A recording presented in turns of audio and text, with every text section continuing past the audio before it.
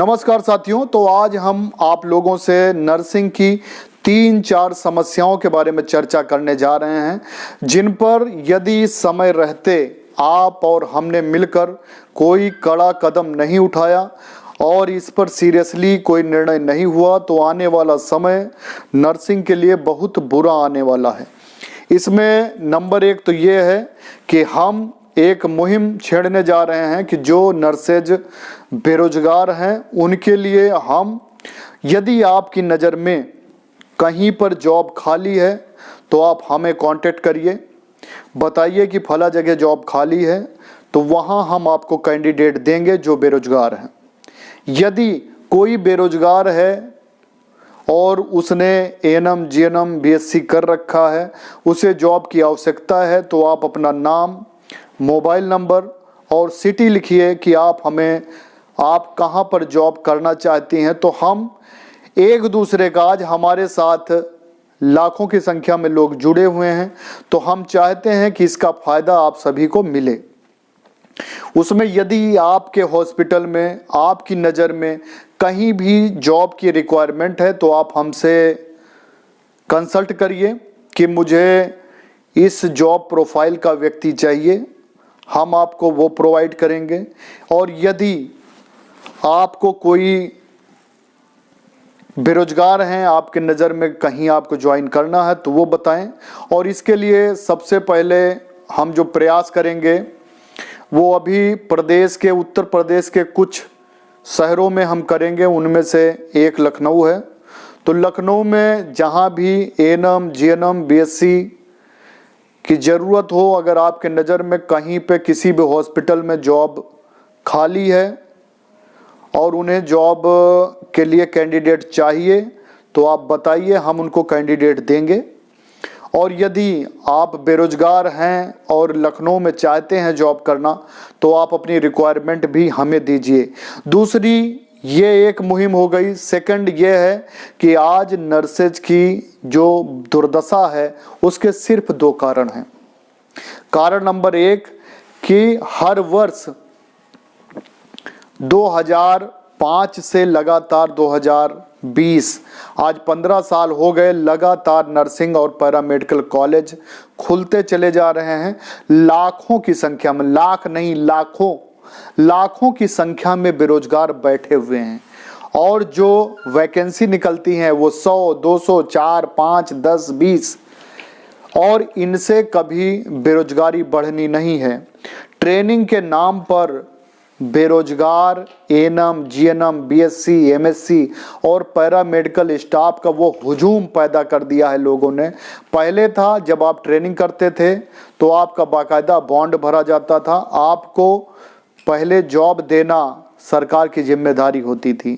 आज जो नए स्टूडेंट हैं जो एडमिशन लेते हैं उन्हें नर्सिंग, पैरामेडिकल का ABCD नहीं पता होता है। उन्हें ये तो पता होता है कि हम एएनएम की ट्रेनिंग करेंगे, जीएनएम की ट्रेनिंग करेंगे, बीएससी नर्सिंग करेंगे तो हम बनेंगे क्या। लेकिन जब वो ट्रेनिंग करके फील्ड में जाते हैं तब उन्हें पता चलता है कि लाखों बेरोजगार पहले से बैठे हुए हैं। और इन बेरोजगारियों का कारण सिर्फ 2 हैं। लगातार कॉलेज खुल रहे हैं और दूसरी चीज कि हमारे जो प्राइवेट इंस्टीट्यूट, प्राइवेट अस्पताल हैं उनमें ज़्यादातर जो अनट्रेन्ड पर्सन हैं वो लोग जॉब कर रहे हैं। अनट्रेन्ड पर्सन बिल्कुल इसलिए काम कर लेते हैं क्योंकि वो सोचते हैं कि हम सीख लेंगे और हम कुछ कर पाएंगे। हमने देखा कि ज़्यादातर अस्पतालों में हाई स्कूल, इंटर फेल लोग काम कर रहे हैं। उनको कुछ दिन, महीने 2 महीने में सिखा दिया जाता है कि इस तरह इंजेक्शन लगेगा, इस तरह आप वीगो लगाएंगे, और उनको महीने 2 महीने में ट्रेंड कर देते हैं और उन्हीं से काम लेना स्टार्ट कर देते हैं। और उसके बाद में वो 6 महीने, साल भर, 2 साल वहाँ करने के बाद में झोला छाप डॉक्टर बन जाते हैं। इधर उधर बैठ के लोगों के जीवन से खिलवाड़ करते हैं। और सरकार का नियम देखिए, जिस एएनएम ने 2 साल का कोर्स किया है, जिस जीएनएम ने 3.5 साल का किया है, जिस बीएससी नर्सिंग वाले ने 4 साल का किया है, वो अपनी क्लिनिक या फर्स्ट एड वाली क्लिनिक भी नहीं खोल सकते हैं, किसी को छोटी सी दवा नहीं दे सकते हैं। वो अगर कर दें तो उनका लाइसेंस छीन लिया जाएगा, उनका लाइसेंस रद्द कर दिया जाएगा, उनको सजा हो सकती है। तो ये जो सौतेला व्यवहार है ये बंद होना चाहिए। और सबसे बड़ी बात, जितने भी नर्सिंग होम और प्राइवेट अस्पताल हैं, इनकी एक मुहिम मैं भी स्टार्ट करने जा रहा हूं। और आप सभी से प्रार्थना है कि आप लोग सहयोग करें, जिससे जब तक ये लोग प्राइवेट अस्पतालों में काम करते रहेंगे, ट्रेंड लोगों की दुर्दशा यही होती रहेगी। क्योंकि जो अनट्रेंड हैं वो 2-2, 3-3, 4-4 हज़ार पे नौकरी कर लेते हैं, फ्री में नौकरी करते हैं। और तो और मैंने ये देखा कि उनको सफ़ेद एप्रन पहना देते हैं, वही एप्रन पहनकर वो चाय लेने चले जा रहे हैं, समोसा लेने चले जा रहे हैं, मरीज को धक्का दे के ले आ रहे हैं, जमादार से लेके डॉक्टर तक का काम वही कोट पहन के कर रहे हैं। क्योंकि उनके पास कोई डिग्री नहीं है, कोई अपनी डिग्निटी नहीं है, कोई अपना आत्मसम्मान नहीं है, सब कुछ करते रहते हैं। और उन्हें यह भी जानकारी नहीं है कि उनकी एक छोटी सी गलती से मरीज को कितना नुकसान हो सकता है। डॉक्टर भी अपनी आंखें बंद किए हुए हैं और वो तो अनट्रेंड है ही है। उन्हें कुछ पता ही नहीं है कि कैसे हम इन्फेक्शन फैला रहे हैं मरीजों को। वो बिना हाथ धोए इसी मरीज से उस मरीज, उस मरीज से उस मरीज, पूरा कहो सुबह हाथ धो लें, शाम तक हाथ ही न धोएं। उन्हें जब इन्फेक्शन के बारे में बताया ही नहीं गया है तो वो करेंगे क्या? मरीज बेचारा हजारों लाखों रुपए आज पेमेंट दे रहा, लेकिन उसे मिल क्या रहा है? अनट्रेंड वर्कर उनकी सेवा कर रहे हैं।